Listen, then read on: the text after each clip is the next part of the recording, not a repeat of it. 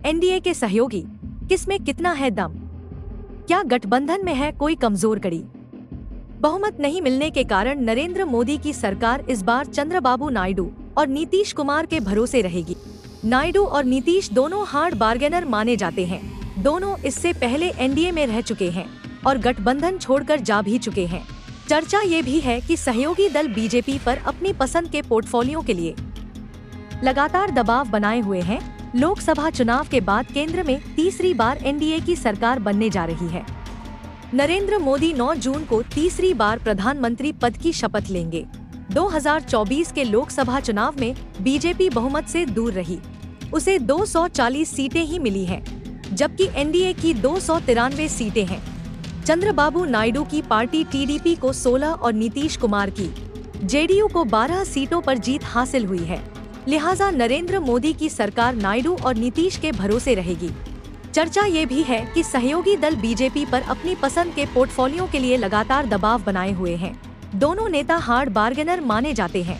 2019 में एनडीए की सरकार में रहते हुए चंद्रबाबू नायडू ने केंद्र पर आंध्र प्रदेश को विशेष राज्य का दर्जा देने का दबाव बनाया था। मांग पूरी नहीं होने पर उन्होंने समर्थन वापस ले लिया था। टीडीपी के 2 मंत्रियों ने भी इस्तीफा दे दिया था।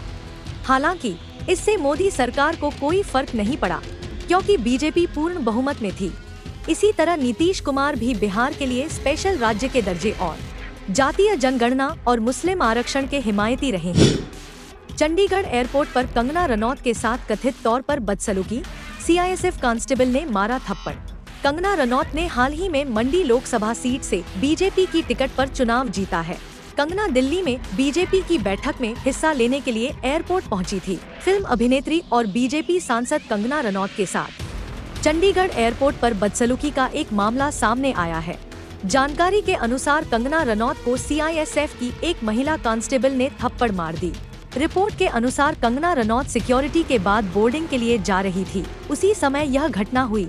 आरोपी जवान को हिरासत में ले लिया गया है। सीआईएसएफ की जवान का नाम कुलविंदर कौर बताया जा रहा है।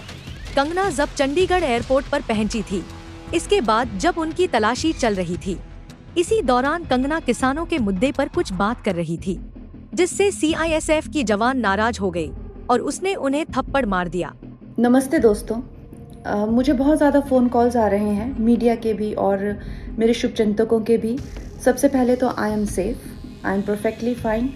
आज चंडीगढ़ एयरपोर्ट पे जो हादसा हुआ वो सिक्योरिटी चेक के साथ में हुआ। वहाँ पे मैं सिक्योरिटी चेक करके जैसे ही निकली तो दूसरे कैबिन में जो महिला थी, जो सुरक्षा कर्मचारी थी सीआईएसएफ की, उन्होंने उनके पास या उनको क्रॉस करने का इंतज़ार किया और साइड से आकर जो है मुझे मेरे फेस पे हिट किया और गालियाँ देने लगी। और जब मैंने उनको पूछा कि उन्होंने ऐसा क्यों किया, तो उन्होंने कहा कि वो फार्मर्स प्रोटेस्ट को जो है वो सपोर्ट करती हैं।